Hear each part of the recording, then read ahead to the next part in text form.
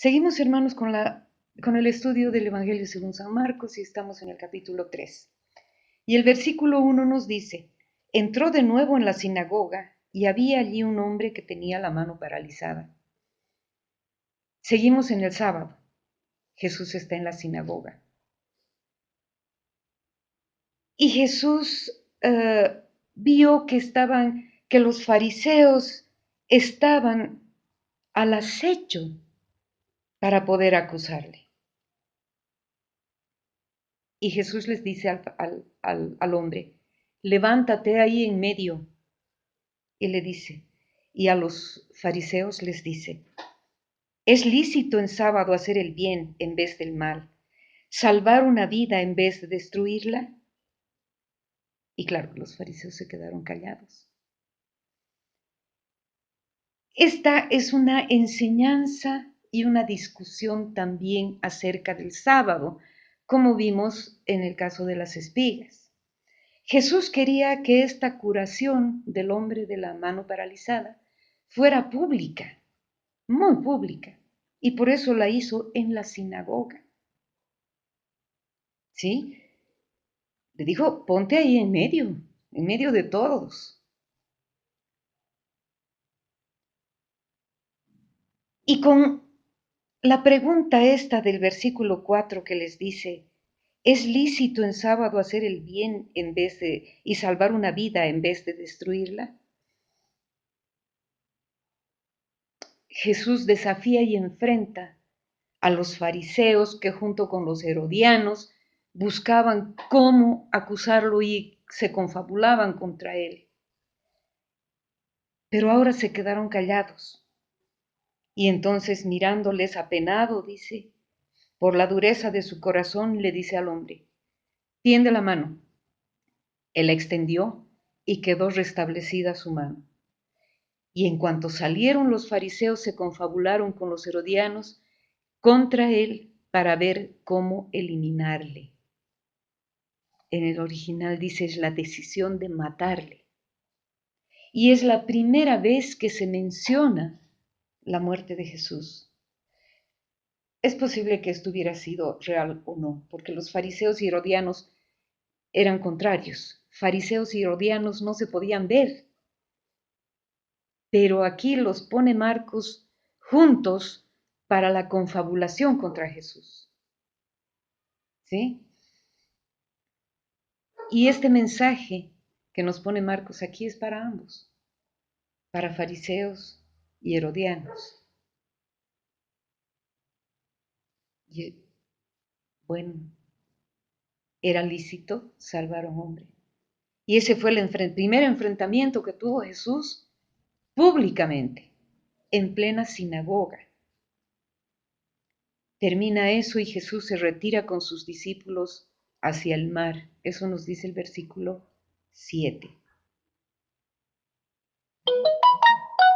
Y le siguió una gran muchedumbre de Galilea y también de Judea, de Jerusalén, de Idumea, en fin. Y entonces, a causa de la multitud, Jesús dijo a sus discípulos que le prepararan una pequeña barca, pues curó a muchos de suerte que cuantos padecían dolencias se le echaban encima para tocarle. Y los espíritus inmundos al verle se arrojaban a sus pies y gritaban, tú eres el Hijo de Dios. Pero él les mandaba callarse para que no lo descubrieran. Esto es hermoso. Esto es hermoso. Jesús necesitaba la barca para predicar a la gran muchedumbre que quería oírle y que lo seguía. ¿Quiénes estaban? Estaba Jesús y sus discípulos. Estaban Jesús y sus discípulos y Jesús predica y sana. Pero hay un versículo importante, el 11. Dice, y los espíritus inmundos al verle se arrojaban a sus pies y gritaban, tú eres el Hijo de Dios. ¿Quién es el que cree más en Jesús? Más que todos nosotros. ¿Quién? Es el enemigo. porque reconoce que Jesús es Dios. Y en este caso le reconocen y le dicen, tú eres el Hijo de Dios. Es el que más cree y es por eso que le teme y es por eso que se arroja a sus pies y es por eso que a una palabra de Jesús sale y Jesús los calla. Ahora bien, vamos a seguir en el versículo 13. Después de esa su predicación en el mar, Jesús sube al monte y llama a los que quiso y vinieron junto a él. Y el versículo 14 nos dice, instituyó a 12 para que estuvieran con él y para enviarlos a predicar. Eligió a 12 siguiendo la tradición judía. El 12 era un número sagrado. No nos olvidemos las 12 tribus de donde salían todas las demás familias. Entonces tenemos aquí que Jesús elige a 12. ¿Para qué los elige? Para que estuvieran con él y para enviarlos a predicar con poder de expulsar a los demonios. Estuvieron con él para que vivieran con él, para que vieran cómo era su vida, para que vieran qué es lo que tenía que hacer, lo que tenían que hacer. Uno, tenían que aprender a vivir como Jesús. Segundo, tenían que predicar su palabra al mundo. Y tercero, exorcizar. Estos 3 puntos, estos 3 elementos son la base del discipulado. El que es discípulo de Jesús tiene que cumplir con estas 3 normas. Vivir como Jesús, como si estuviéramos con Él. Predicar su palabra, dar la palabra de Dios al mundo, predicar las enseñanzas de Jesús. Y 3, exorcizar. No precisamente echar fuera demonios, pero sí hacer el bien y luchar contra el mal. Esas 3 son la base, esos 3 puntos son la base para el discipulado. Ese luchar contra el mal es tratar de expulsar el mal de la sociedad, expulsar demonios, dice el Señor. Y Jesús pide a sus discípulos que hagan lo que Él tenía que hacer, enseñar y exorcizar, enseñar con su palabra y luchar contra el mal. Y ese es el mismo pedido que tenemos y recibimos nosotros de Jesús. Vivan como yo y hagan lo que yo tenía que hacer o lo que yo tengo que hacer. A todos los que tratamos porque es muy difícil lograrlo, pero si tratamos de ser discípulos de Jesús, Jesús nos pide eso. Hagan lo que yo he venido a hacer. Vivir de una manera muy especial como Jesús. Predicar y luchar contra el mal. Cuando estaba Jesús, Jesús hacía las cosas. Más adelante Jesús envía a los 12. Y mucho más adelante vamos a ver que manda 72. Y ahora ya no está Jesús. Está Jesús. Está Jesús con nosotros. Pero físicamente no lo podemos tocar. Los discípulos ya no están. Los 72 tampoco. Pero estamos nosotros. Y el Señor nos dice con esto, los necesito. necesito que ustedes sean mis discípulos. Necesito sus bocas, necesito sus manos, necesito sus pies, necesito su mente, necesito su corazón para amar a los demás.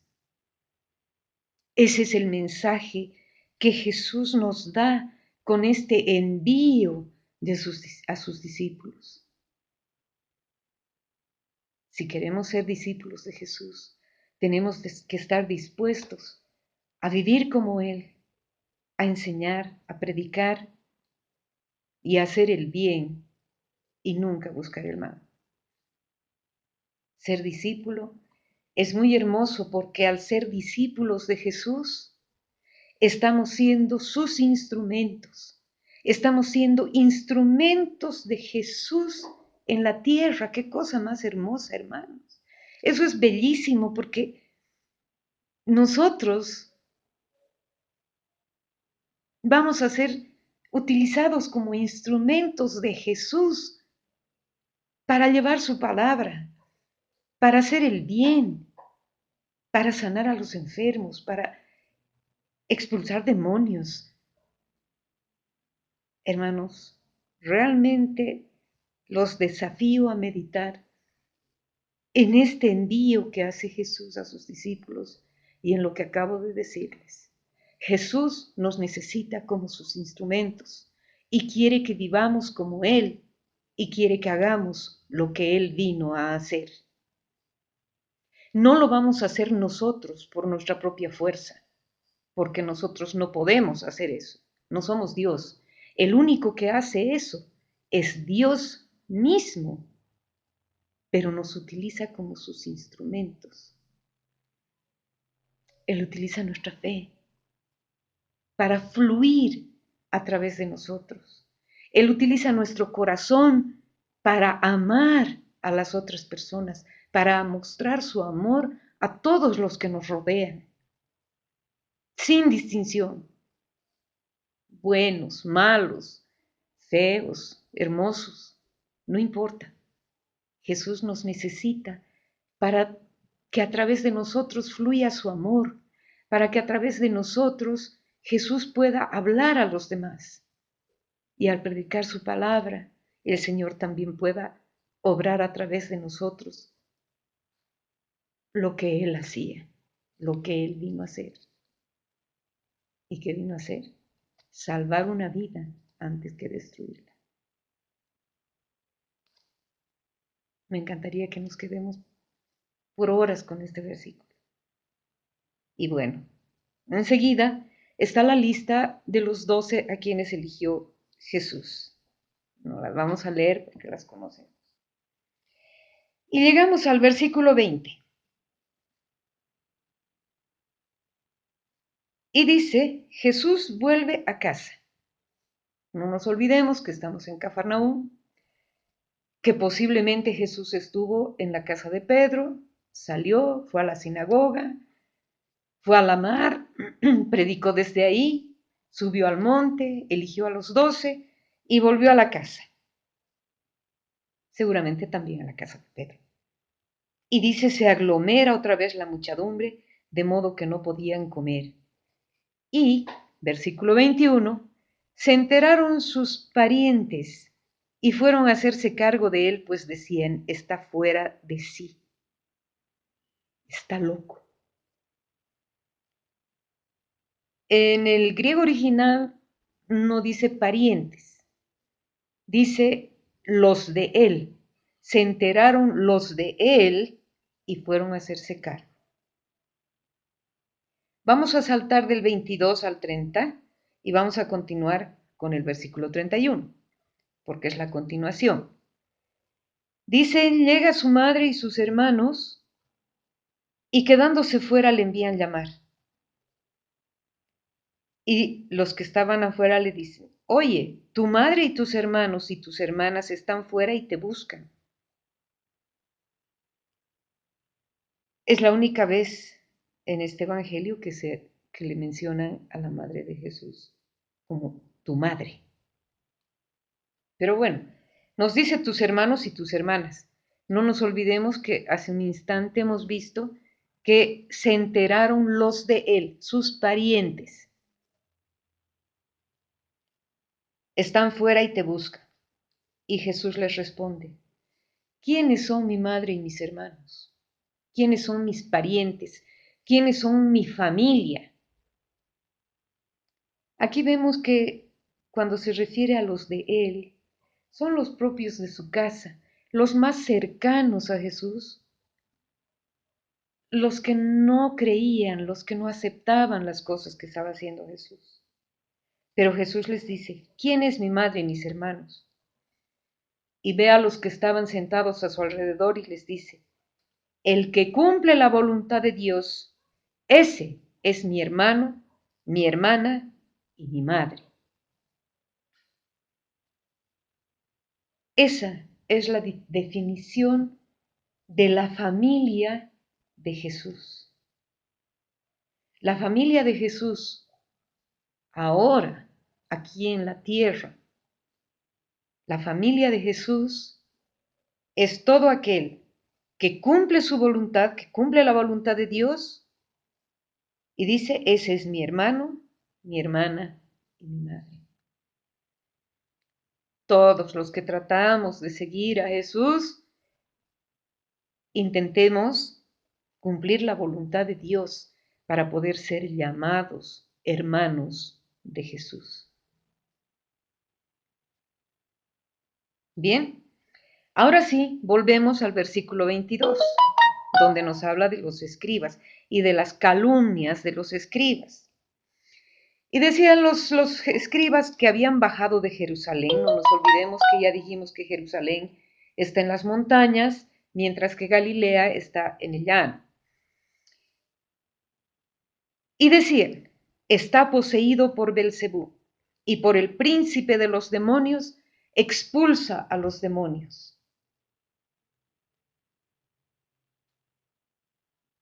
Y Jesús les dice, ¿cómo puede Satanás expulsar a Satanás? Si un reino está dividido contra sí mismo, este reino no puede subsistir. Y continúa. Y dice, no puede subsistir porque ha llegado al fin. Nadie puede entrar en la casa del fuerte y saquear su ajuar, si no ata primero al fuerte, y entonces podrá saquear la casa. Ahora, este es el versículo importante, el 28, que dice, yo les aseguro que se perdonará todo a los hijos de los hombres, los pecados y las blasfemias, por muchas que éstas sean. Versículo 29. Pero el que blasfeme contra el Espíritu Santo no tendrá perdón nunca. Antes bien, será reo de pecado eterno. Esta blasfemia contra el Espíritu Santo, que está muy claramente descrito aquí, es el atribuir al enemigo las obras de Dios. Ese es el pecado contra el Espíritu Santo. El atribuir al enemigo las obras de Dios. Asegúrense, eso es una pregunta que siempre se hace. ¿Cuál es el pecado contra el Espíritu Santo? ¿Cuál es ese pecado que no se puede perdonar? Y aquí tenemos en estos versículos del 22 al 30 la explicación completa. El atribuir las cosas de Dios al enemigo es el pecado contra el Espíritu Santo. Es decir, Dios es malo, o como los escribas, decir que por obra del poder del enemigo es que Jesús hace las obras, o decir Jesús está poseído por el enemigo y por el poder de él es que está haciendo sus obras.